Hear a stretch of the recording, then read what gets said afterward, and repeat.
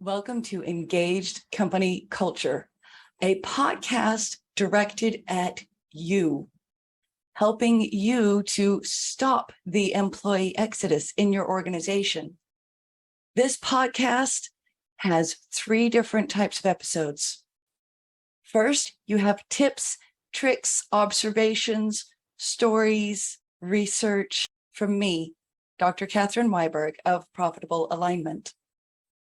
Second, interviews with other consultants, other coaches who are here to serve you so you can learn other tips and tricks to engaging your employees, to stop the employee exodus, to consciously create and continue a company culture where people want to be and where they encourage other people to come to work and to become your customers.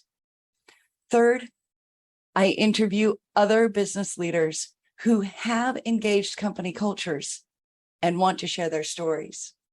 You might learn from them how they have applied principles of company culture to increase their employee retention, increase their profits, increase their productivity, and increase everyone's job satisfaction. Thank you for joining me. I hope you enjoyed today's episode. Thank you for tuning in to today's Engaged Company Culture podcast. Today's guest is Daisy Hilbrands of Transformative Coaching. Daisy is passionate about communication and what a strong tool it can be when you are aware of your personal communication.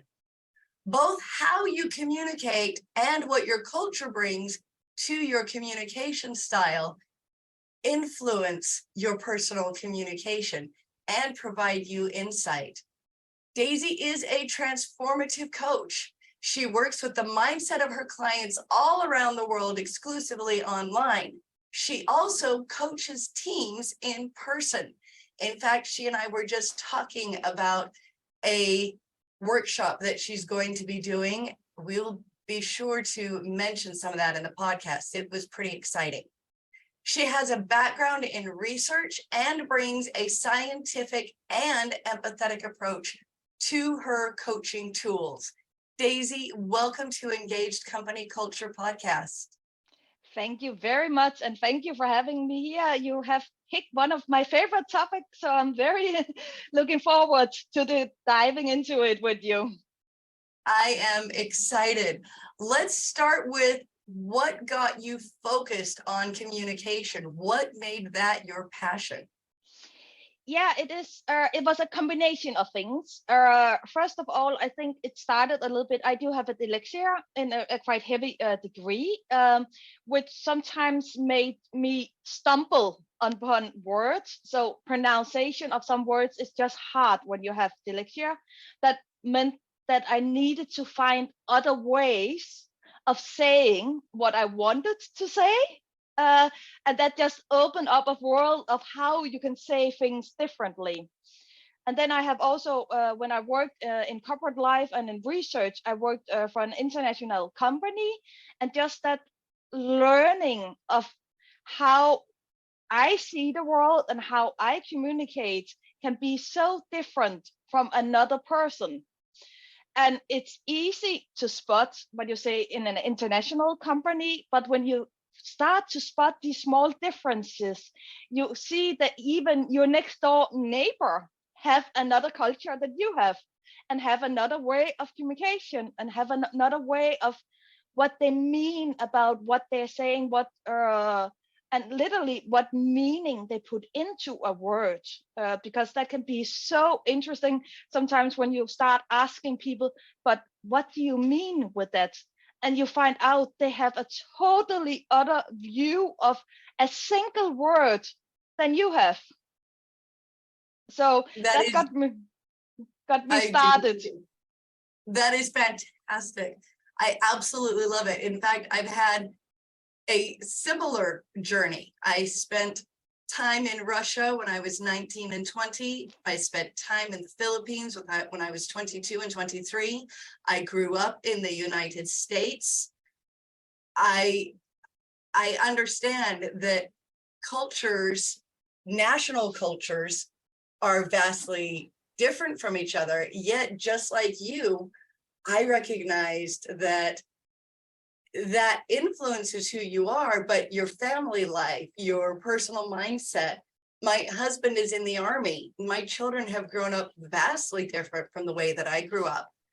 And their culture in their peer group is completely different from their culture at home. And their mindset and their approach to the world is completely different. It's fascinating. I love that you talk about each person's understanding of a single word, even if it's your next door neighbor, or a single inflection, even if it's your next door neighbor, could be vastly different. Yeah. Yeah, and one example I like to use, and that is taken from my partner and me. We do very much share the same value. We have the same point of life. We also have the same, to a certain degree, the same beliefs. I think a couple of years ago, we were having a discussion over something. I can't even remember what the discussion were anymore. But at some point, he said, "I can't talk to you anymore." And I was like, okay.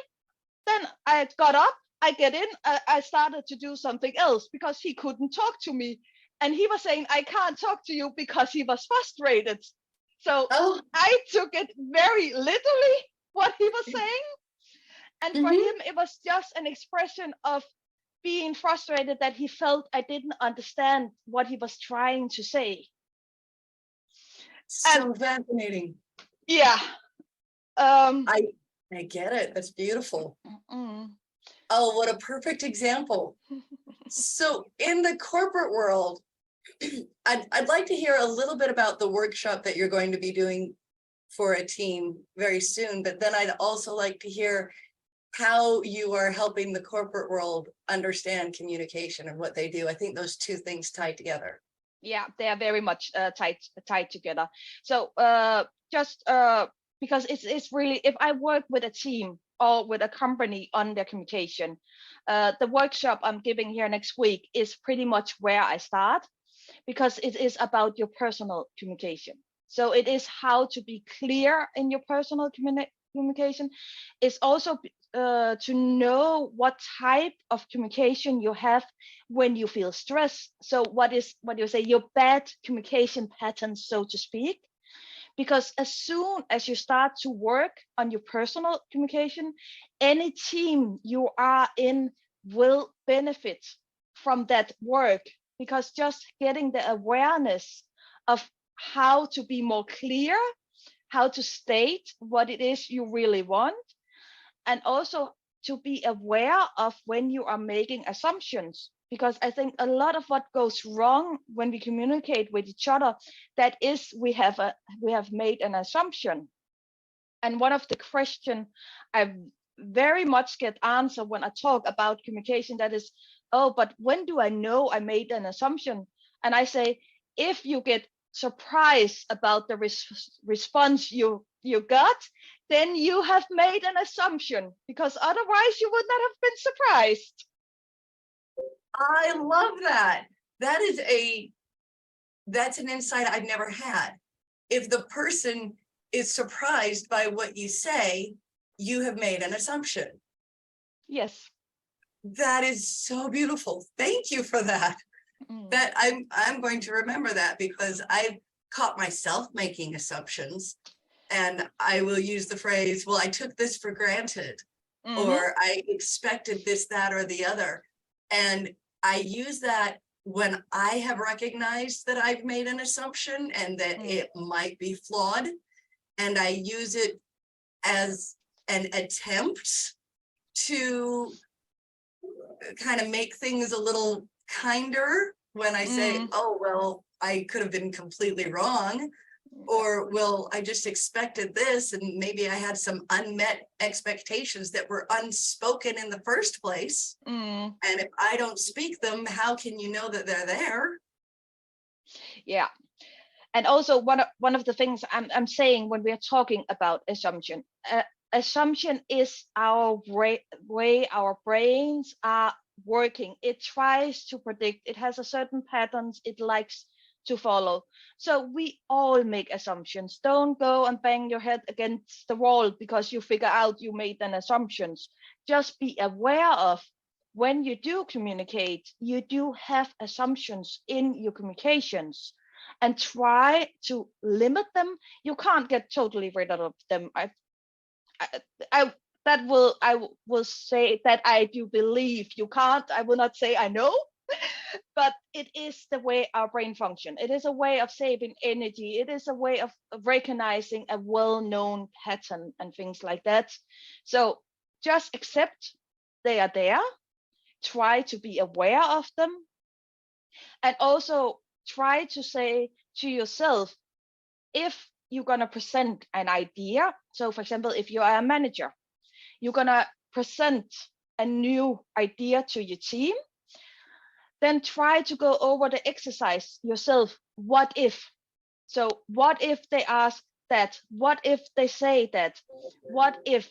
And try to go as broad as you can, because it means every time you do this little cycle of what if, you are removing your assumptions. Oh, beautiful. Beautiful. I love that. So you can anticipate your assumptions and accept that they are a natural part of your brain trying to save energy and your brain trying to make sense of things. And you don't have to beat yourself up for making assumptions. You just need to be aware of them. Yes. They're not necessarily bad things. They just need to be recognized and expressed and evaluated, not necessarily discarded. Yeah. It can give you insight into your company culture too. Definitely, yes. And also a way I like, sometimes people a little bit, what is an assumption? What is it my brain does? And the little bit image I like to use that is on how our brain function. We have all experienced that we have seen a person out of the side of our eyes, and we see, for example, an old school teacher. And then when we look really, it's not that person. That was our brain that saw a little bit that resembled our old school teacher, and in our brain, that is our old school teacher. That is the same way an assumption works. There is something who's assembling a little bit something. Oh, that is probably this. That is beautiful. Thank you. So with all of this communication and assumptions and understanding ourselves, what advice do you give to people so they are heard? I'm giving to say, if you want to be heard, the first place is to start with, why do you want to be heard? So know why this is important for you. And when you have found out your why, then break it down and be so as specific as possible as you can while you explain. Because people can't read your mind, and we don't want people to read our minds. But honestly, yeah, but keep that in mind. So also something that seems logical to you perhaps is not logical to others. So also a little bit of thinking of which audience am I talking to. For example, within a company, there is a certain company language, there is a company culture. If you have a team where there's many new people, they don't know this company language, they don't know this company culture, they don't know this way of communication that is just natural within this company. So keep that in mind, that what is logical for you and make perfectly sense, perhaps for someone sitting there in the group, they don't understand a word of what you're saying. That is perfect. I myself have experienced being new in an organization and stopping meetings. Wait, I don't understand that. Wait, I don't know that acronym. I have no idea what you're talking about. It's fascinating because after you've been there for a little while, you start to fall into it and you can forget what it was like to be the new person saying, I have no idea what you're talking about. Maybe 6 months down the road, you're completely in the culture, in the way of speaking, in all of the styles of communication, somebody new comes on and you've forgotten what it was like. Yes. And they're going through it. Yeah.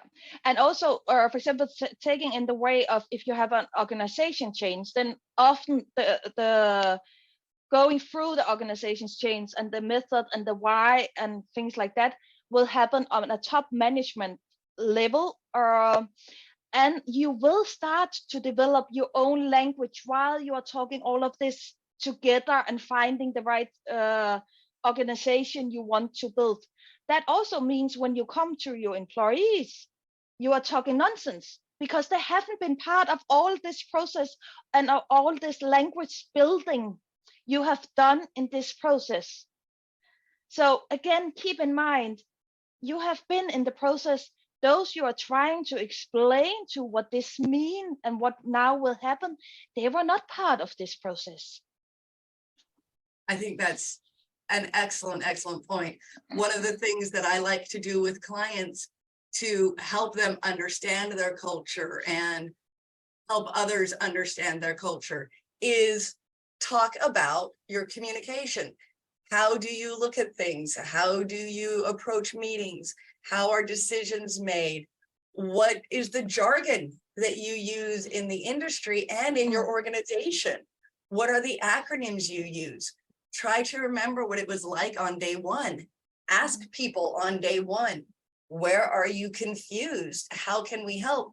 And then create some type of document or video or any kind of documentation that will help the people who are onboarding. And if you're doing an organizational change, that was a beautiful example you brought up. Do the same thing. Have some type of glossary, some type of communication guide. It can be a video, it can be written, it can be a series of meetings, it can be all of the above, but help people understand your culture and your communication, especially if it's going to change. Help them understand. I love that you brought that up. Bring everybody up to speed with what you've been doing for the last several months. Why, as a leader, are you making this change? Where did the change originate? Did it come from your frontline employees? Did it come from an external consultant? Did it come from looking at everything you're seeing and saying, oh my goodness, we need to make a change? But help people understand that and understand how will they receive it. That's where everything that you are doing with communication comes in. Help people understand how can they receive the information in a way that makes sense to them, and how can they communicate their understanding or lack of understanding so that you can fix it. Yeah, definitely. And I'm also a big fan of having an explanation video, having things where you can find information. One of the advices I like to give is to make sure someone outside your culture is reading through this material, because otherwise you can fall into the trap again that this is how we speak. People know what it is, and then you don't catch those where, for example, if you are new or if you just have been gone for some while, you get lost and this material becomes more a frustration than it becomes a help, because you went into it to try to understand and then you read it and, oh my God, I still don't understand anything. And that builds a frustration. And as soon as you start building a frustration in your employees, then you also start building a resentment of this change because they feel frustrated. And then the resentment comes, I don't want to do this. And then you are already very high up on the hill to try to change their minds regarding this.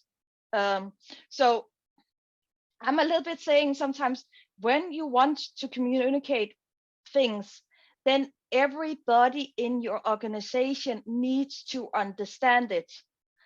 And that's from lowest levels to highest level. And if you can't explain it so everyone can understand it, then you need to redo your explanation. So perfect. So perfect. I admit one of my favorite things in what you said is have somebody outside of the culture go through it.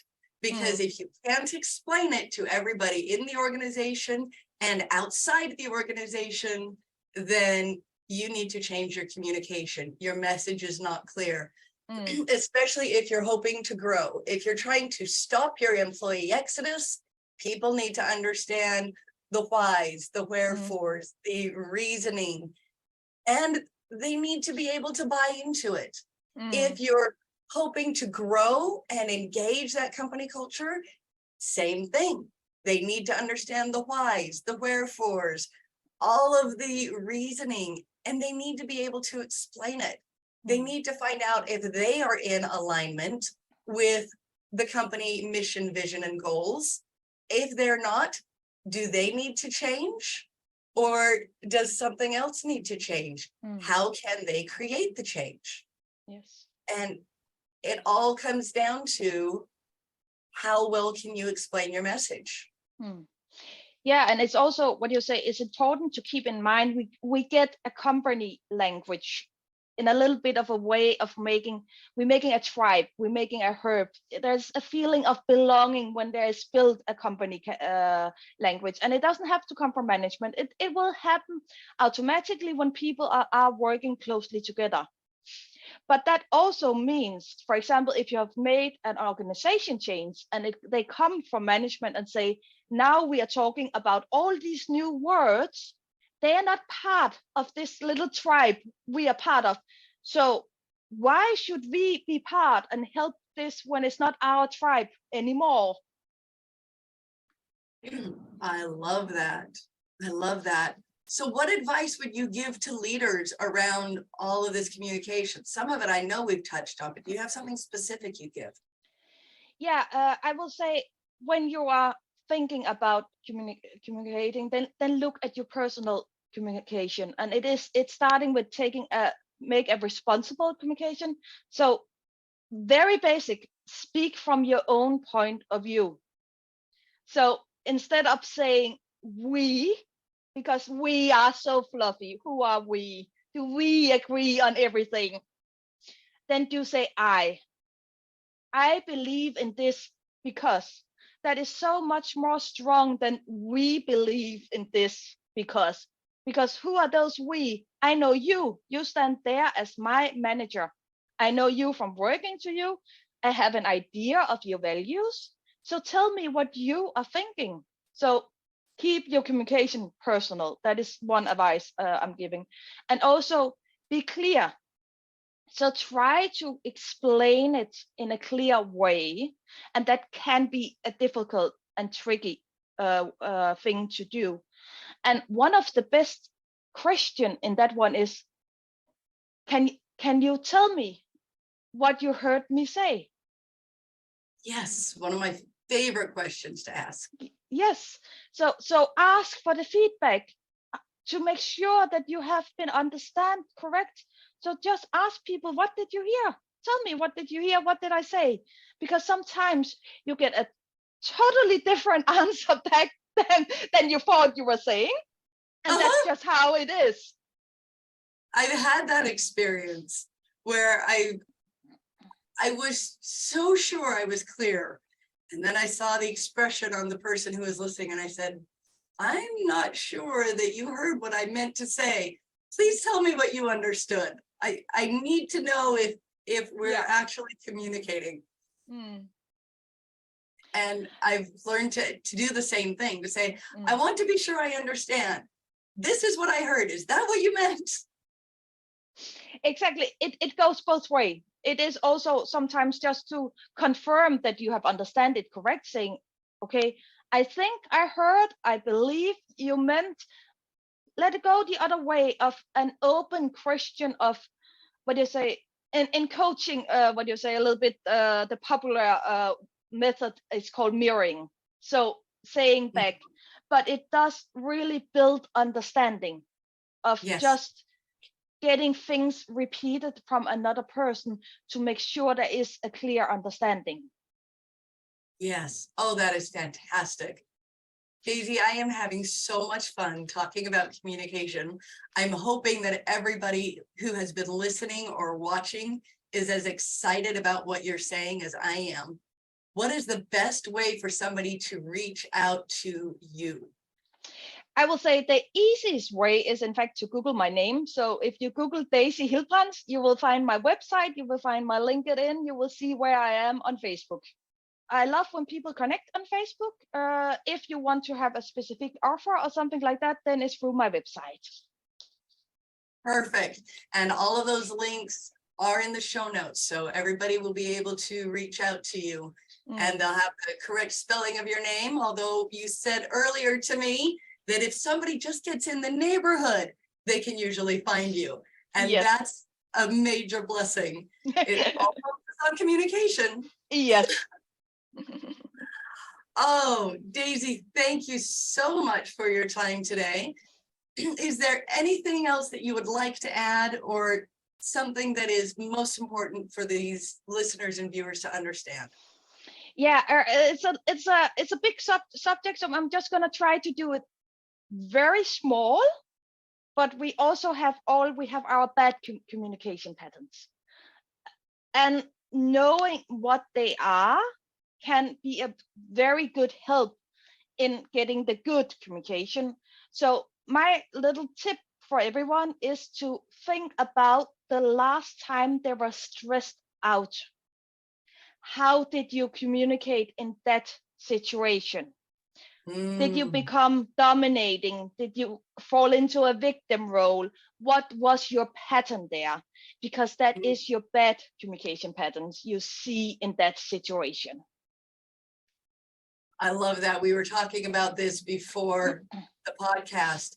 And I love that you bring that up here at the end, because we do all have communication patterns that we wish we didn't use. Definitely. And they come out most when we're stressed. So if we want to know what they are, if we hope to change them, or at least recognize them in the moment so we can make adjustments, reflecting when we're not stressed on when we were stressed gives us the opportunity to recognize, I do not like when I slip into that bad communication style or habit. What can I do differently? How can I prevent myself from getting to the feelings that generate that habit? And what can I do differently? Thank you for sharing that with us. Of course, it is my pleasure. Thank you, everybody, for listening. Please reach out to Daisy if you have more questions about communication. Please also remember to like, subscribe, and share this episode and the Engaged Company Culture podcast with others who will find value. Thank you for listening to or viewing today's Engaged Company Culture episode. I hope you have enjoyed the episode. I hope you have learned something and have something that you can apply today to engage your company culture and encourage your employees to enjoy work, looking forward to Mondays instead of only looking forward to Fridays. If you liked this episode, please share it with someone else you know. Also, like and subscribe to Engaged Company Culture anywhere you listen to podcasts. Thank you and have a wonderful day.